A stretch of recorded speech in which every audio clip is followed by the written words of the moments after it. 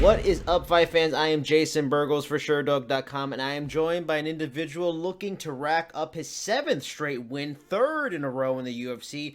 On February 15th at UFC Rio Rancho, he will face off with Georgian tough guy Merab Dvalishvili. Say that 3 times fast. I dare you. No In I a- know. I've been struggling with that one down. I think I got it down now. I think I got it down. no, Divich Billy, right? I have no idea, honestly. I mean, it sounds right, but it's like Joanna Jacek's last name. Who knows what it really is right at this point, you know? You got to trust the commentators in that one, right? Well, he's Casey Kenney. He's already introduced himself. Thank you, Casey, for coming on. Now, one of the first questions I have to ask you, and I asked this to Scott Holtzman yesterday. He's on the same card as you. When I heard the name Rio Rancho for a UFC event, I didn't know where the hell Rio Rancho was. Now you train outside on that side of the continent. Did you know where Rio Rancho was when this fight booking was made for you? No, I had no idea. I just I looked it up, and obviously it was like Albuquerque, pretty much. So I knew that. Once I saw it was close to Albuquerque, it made sense. Now, one of my favorite aspects of your fight with Manny Bermudez, your last fight, was the scrambling. You did in that fight, and both of you guys did. Which you are unbelievable at that. And honestly, your nickname should just be the Blender at this point. Now, along with that is you went into his world many times in that fight, beat him at it. Were there ever moments in that fight where you were, a little worried, a little fear that, damn, I've gotten myself into a little trouble here, this might have been a bad spot? And also, how much of a boost for you in this MMA journey of yours is it to have a performance like that, beat a dude, very talented grappler, at his own game for many moments during that fight? Man, it was a huge boost of confidence. It's something that I knew in my head. Like I truly believe, I'm one of the best grapplers in the 35 division. And even if you are a huge 35er or 45er, whatever the hell you consider Manny, I'm gonna do well, and I'm gonna give you problems. And I went back and watched that fight, and he had a hard time with me. Like you said, the way I scrambled, and I think he was just used to like a longer body, right? So me being a little smaller, compacted body, I think gave him a little bit of problems. And he even mentioned it in his corner going into the 3rd round. He said he's small, I have a hard time getting a hold of him. Which obviously I didn't hear it in the fight, but I went back and watched the film on the videos and stuff. But there was that. And then, going into his world, I knew I could control it if that was the case. I wanted to stand up and I wanted to bang with him. But I knew just being his size and the way he comes after people and, the strength of his body lock, that we were probably going to end up in that world. And, I had, no doubt in my mind that I could hang there and, shoot, maybe even try to put him away with a submission. So it was a great experience. I too am a short individual. He mentioned that you're small. Is this one of the rare times in your life where someone says he's small and you're like, yes, I'm small? Right, exactly. That's cool with me. You know what I mean? Well, that and just like like Benito Lopez's last fight. That guy's like 5'11", 5'10". It's just a totally different body frame than I think what Manny is kind of used to. I know those guys that he fought up at like 45 and 55 coming up into the UFC. Those guys were definitely longer than me. And I, the same way for me, if I'm grappling somebody shorter and, definitely an explosive guy, it's sometimes hard to anchor in. So I totally get where he's coming from. I've talked to many fighters at the end of the UFC top 10 or maybe just got into the top 15 or something like that. And the common feeling is that they really don't care much about the rankings, which surprised me as a fan, as a journalist. Maybe when they often say when they're in the top 5, maybe they'll feel a little bit more, it'll have more meaning and importance to them. But until then, it's not a big deal. Does the same hold true for you, or is there a great appreciation to be ranked in the UFC, one of the best in the world? Do you see it as an indicator of how hard you have worked and that number does hold some weight for you? Yeah, obviously, at the end of the day, the rankings, they really don't matter when it comes to like the fight itself. There's still 2 guys in there that are, he didn't gain special powers because of that ranking. No. But, on the other side, it boosts some confidence. I'm super grateful for where, I got ranked at. I feel like once you're in the top 15, you can start working your way up in that ladder to a title shot. You hear guys all the time, once they get into the UFC, one of the first things they're normally screaming on the microphone after a couple wins is, I want a top 15 guy, right? Top 10 guy. So just having that clout of being in that, top 15, top 10, I think is obviously a good thing in today's world.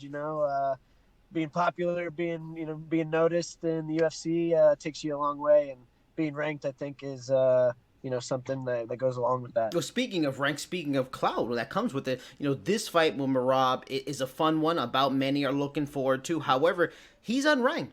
Was there any disappointment that you did not get someone ranked again? Because that is really, it's the difficult part of being in this particular division in the UFC right now. It's probably the best top 15, top to bottom in the organization. Everyone is a long night in the top 15 of bantamweight. So you could very well beat Merab, beat him impressively, and not even move up at all. Was there some disappointment that, I'm ranked now, how am I not fighting someone ranked? Right. I mean, a little bit at first, I was maybe a little bit disappointed, but not really. I took a step back and looked at everything, started checking out Merab a little bit more, and noticed that, the guy could easily be 4-0 in the UFC. He's 4-0 in the UFC. He's definitely up there ranked. On top of that, he has won his last two.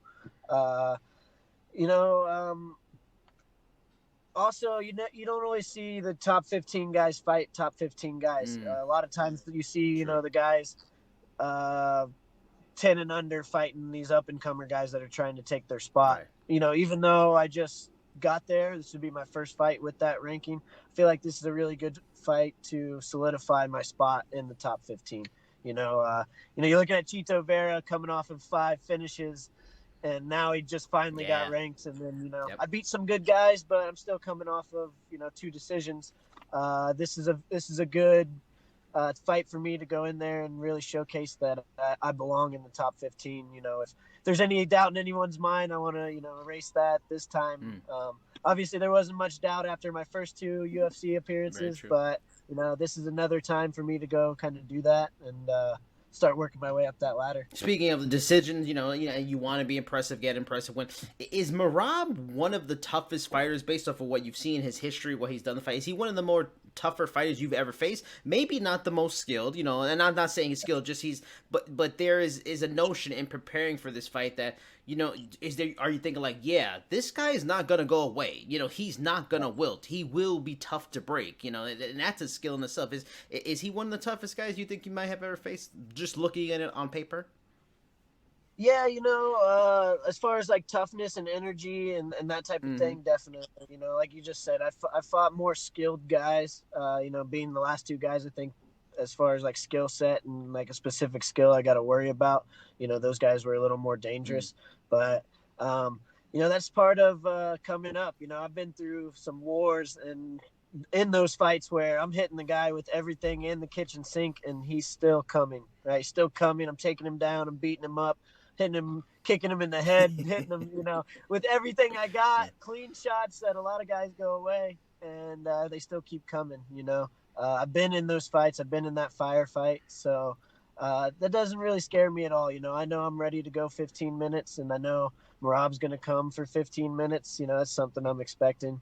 And I've been there, not thousands of times, but it seems like thousands of times now, as of now. Yeah. But still, I'm gonna go do myself, and hopefully, I put this dude away. Now, and not to take away from Merab, you don't get to the UFC without being very talented, but he's only only has 3 finishes in his 9 wins in his career. He isn't a guy that has shown really the special talent on the feet or the ground wild or anything like that, uncanny skills. But really, he is the thesis of a grinder. He will work. Right. And then he'll work and has tons of heart, and that in itself is special. That said, do you feel on a technical level this is really a favorable matchup for you and your skills everywhere? Like, is there an area that you feel like I got to be careful with him, or do you feel like you pretty much can beat him everywhere skill for skill, and it's pretty much just not, beating yourself and maybe not falling prey to a cardio battle or something like that? Yeah, exactly. I feel like skill-wise, like I covered the board, jiu-jitsu, clinch, striking, kicking, punching, you want to break it down to their elbows. even control. He's got really good control. He's got strong body locks. He's heavy on top, but doesn't really threaten a whole lot with the submission. And for me, that's somebody that's if he does take me down, that's easy for me to get up. If you're not threatening me with a submission, it's very, very easy for me to get up in my mind. I think I got up pretty well against Manny, but like in the third round, part of me not getting up wasn't necessarily him holding me down. It was, but I didn't want to make that mistake to where he could catch me in a submission, which he was kind of waiting for. He was trying to bait me to come to my knees or, hit something to where he could, latch onto my neck. And there's not many ways up off your back without exposing your neck a little bit. Somebody like Merab, he gets me down, I'm going to, have a lot easier time getting back up, kind of like in the Ray Borg situation. Obviously, I'm sure what's happening in the title picture, like we talked about, isn't maybe a real concern because you're still working your way up through the rankings. But maybe, this time next year, if things continue like they have, you could be in the discussion for a title shot. It's what's happening, what's happening with Jose Aldo likely getting a title shot off of one fight in the division, which was a loss. Is that a bit of a worry? Does it, in the back of your mind, in the back of your head, do you feel like, well, will that happen to me in a year? Will I be Peter Yan or Aljamain Sterling and not getting a title shot when I deserve it? Do you think about kind of stuff like that? Like, yeah, it's not a problem now, but damn, they do that kind of stuff? I don't know. It's messed up. Yeah, it's just part of the game.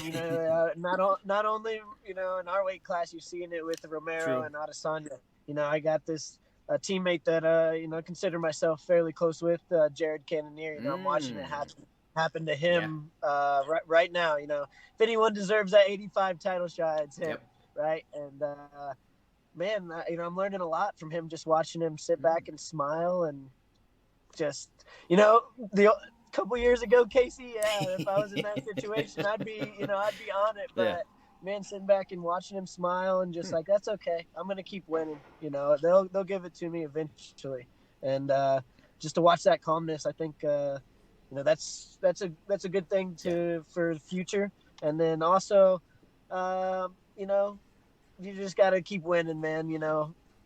This time next year, if I keep winning, put 3-4 wins on the board, all those guys are going to end up having to fight each other and somebody's going to lose. So I feel like, I'll slide right in. And, if anyone's going to get a title shot when you deserve it, it might as well be a legend like Jose Aldo, right?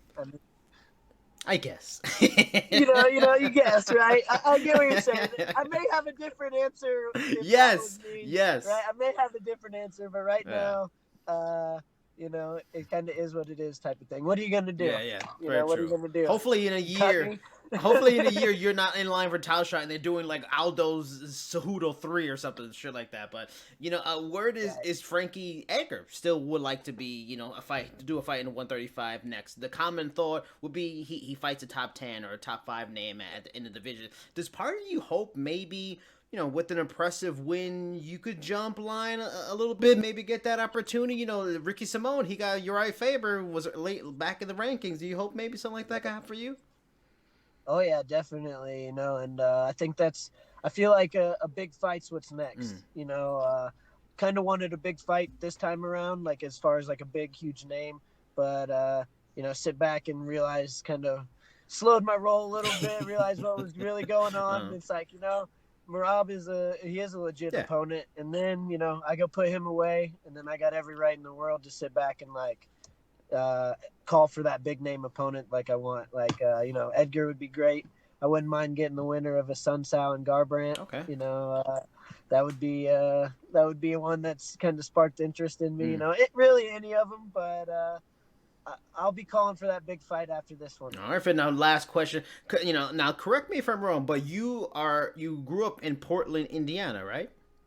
Correct. Okay. Now, well, a certain mayor from Indiana is making a lot of noise in this whole run for the Democratic nomination for president. Personally, he's the guy I'm rooting for to get the nomination and get the president. Is there any rooting interest in Mayor Pete Buttigieg for you? Portland's only a few hours from South Bend where he was mayor. Or are you a Trump guy? Are you maybe a different Democrat? Or you just don't care about politics at all? Man, I don't care about politics at all. I had no idea. Really? I've never voted. Really? Ever. Oh, come on, Ever. Casey. Come on. Yeah, I know. A lot of people are shaking their heads when I say that, but honestly, I don't know, man. Anything that's ever changed has never affected me, right? Okay. Not yet. I may eat those words one day, but politics have never been my thing, and the reason that I don't go out and just make a wild vote is if I'm not paying attention, I don't have like an educated vote. Why would I even go out and do that? Obviously, I could look into it and do my research, but I'll just stay away from the politics. So at least we now know if we have like 3 or 4 Trump terms after this, we can blame Casey Kenney because you didn't want to vote for us. Yeah. Exactly. Blame me. I was one of those guys that didn't vote. I don't know how the guy that doesn't vote is worse than the guy that votes against it. That's true. But somehow, some people look at me when I say that like I just stepped on their cat or something like that. They look at me pretty weird, but I'm cool with it.